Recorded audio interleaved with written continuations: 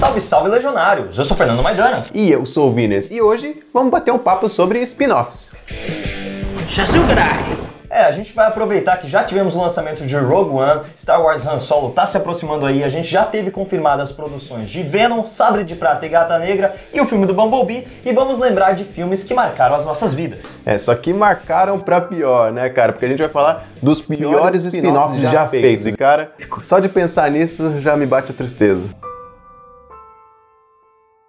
Mas antes de começar, eu acho que é legal a gente explicar pra galera o conceito de spin-off. Eu acho que primeiro a galera tem que se inscrever no canal e clicar no sininho pra não perder mais nenhum vídeo. Boa. E cara, spin-offs são obras novas que derivam de obras originais, né? Peraí que eu tava sem ar, velho. Então eles pegam alguma coisa, seja um evento, um local, ou geralmente o que acaba acontecendo um personagem e criam um material novo.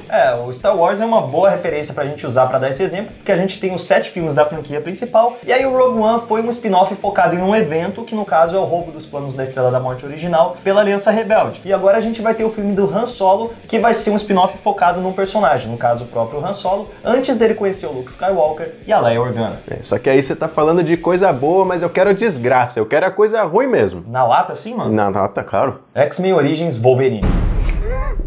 Verdade. X-Men Origins Wolverine foi um spin-off da franquia principal dos X-Men que focava em contar a evolução do personagem James Logan até ele se tornar o Wolverine que a gente conhece. Então a gente tem uma breve introdução da infância dele e acompanhamos o crescimento dele ao lado do irmão Victor Creed, o Dentes de Sabre. Pois é, e foi engraçado que foi a primeira vez que retrataram o Dentes de Sabre como irmão do Wolverine, porque até então eles eram só inimigos, né? E eu acho que esse foi um dos vários problemas de X-Men Origins, porque eles mudaram muito a mitologia dos personagens, né, cara? Inclusive até o próprio Deadpool. Ah, coitado. Todo mundo sofreu nesse filme, né, mano? A gente teve até muitas inconsistências. Personagem que foi mostrada como criança, sendo que ela já tinha sido mostrada como adulta em um filme que se passava no passado, né? Então, esse foi um dos vários filmes que também contribuiu para criar furos de roteiro, né, na linha do tempo dos X-Men, transformou a cronologia dos X-Men nesse queijo suíço que a gente tem hoje, cheio de buraco aí.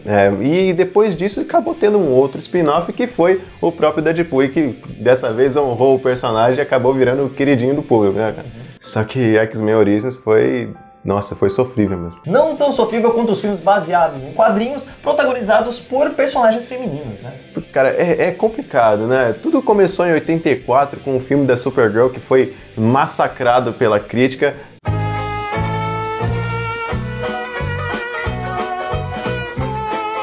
Mas depois a gente teve o filme da Elektra e teve o filme da Mulher Gato, que a gente não cansa de falar mal. Pô, não cansa porque merece, né, velho? O filme é ruim demais, mas eu acho que o caso da Elektra consegue ser ainda pior, porque ele foi um filme derivado de um filme que já tinha sido extremamente criticado, que era o Demolidor. Então, como é que os caras chegaram numa conclusão de que, puta, vamos pegar esse filme que não deu certo e fazer um outro filme baseado nele? Não tinha como dar certo, né, cara? Não sei o que esses caras tinham na cabeça. E aí eles acabaram colocando na cabeça que filme de heroína não dava certo, ficaram com receio de criar mais, né? E eles não percebem que é a própria culpa deles na produção, que eles desvirtuam completamente as histórias originais e botam a culpa nas mulheres fazendo os blockbusters. Na verdade agora a gente tem a Mulher Maravilha provando exatamente o contrário, né? Que a gente consegue ter uma personagem forte de um filme baseado em quadrinhos que consegue carregar uma franquia, agradar tanto o público e provocar aí uma mudança de paradigmas, né? Que é uma personagem feminina conseguindo levar mais bilheteria, né? Que filmes protagonizados por homens, cara, é um mérito que agora vários estúdios vão querer recriar, né? A gente já vai ter a Capitã Marvel aí, o próprio filme da Batgirl de novo na DC, e Sabre de Prata e Gata Negra, que foi a última confirmação aí, né? Encrenca em dobro. E outra encrenca em dobro são os spin-offs dos Ewoks de Star Wars. Mas você nem viu Star Wars, mano? E, gente, eu nunca assisti Star Wars e nunca tive interesse de ver. Herege. Claro, depois que eu vi esse negócio, eu nunca mais quis ver Star Wars. Faz sentido. Pois estamos falando de Caravana da Coragem e a Batalha de Endor. 2 filmes derivados aí da franquia original de Star Wars e que são focados nos fofinhos Ewoks. Fofinho pra quê, né? Porque aquelas porras são horríveis, cara. E chato pra caralho, mano. Mano, eles já eram chatos nos filmes de Star Wars. Os caras conseguiram produzir não um, mas 2 filmes focados nessa merda, mano. É sacanagem, velho. Pô, cara, dava pra ver que era um foco mais infantil, né? Até chegou a dividir o público, mas a crítica não perdoou, não. Eu acho que independente da crítica ser positiva ou negativa, se eles conseguem atingir o público, né, que é o objetivo deles, então agradar as crianças saíram contentes, né, e tal, beleza. Eu lembro desse filme, não lembro direito do plot, eu lembro que era uma família humana que caía lá na lua de Endoras e o Ox tinham que proteger, mas até que tem algumas memórias, assim, da época de Sessão da Tarde, sabe, cinema em casa, assim. Tem algumas boas memórias do filme, mas sei que, tipo, se eu vou ver hoje, pelo amor de Deus. Né? Era muito arrastado, né, cara? Mesmo o argumento sendo do George Lucas, não era aquele roteiro que fala, puta, que história maravilhosa pra ver. Eram filmes completamente esquecíveis, cara. É melhor ver o filme do Pelé. Que é um spin-off do filme do Santos. Você tá maluco?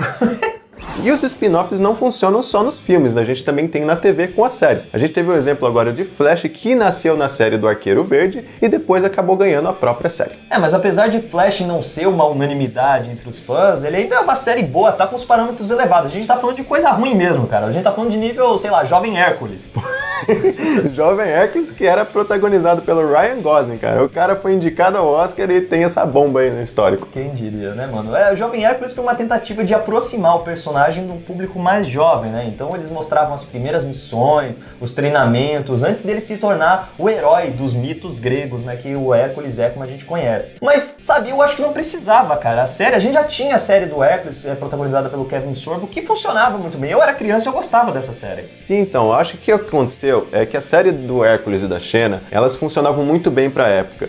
Mas o Jovem Hércules pegou aquele momento de transição em que a galera jovem não se interessava e a galera mais antiga tinha aquela referência das séries anteriores que eram muito boas e não conseguiam gostar também. E elas eram bem superiores, né, mano? E, cara, ó, essas séries são ruins demais, mano. Tudo que a gente falou aqui foi ruim demais, cara. Melhor parar com essa porra desse vídeo aí que eu tô quase vomitando. Não. Mas antes a gente quer saber de vocês quais que são os piores spin-offs que existem. Comenta aí que a gente vai interagir e vai passar raiva junto.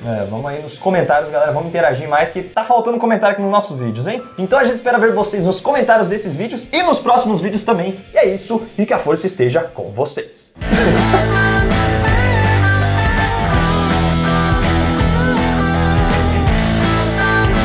Ah, que porra rápida, velho.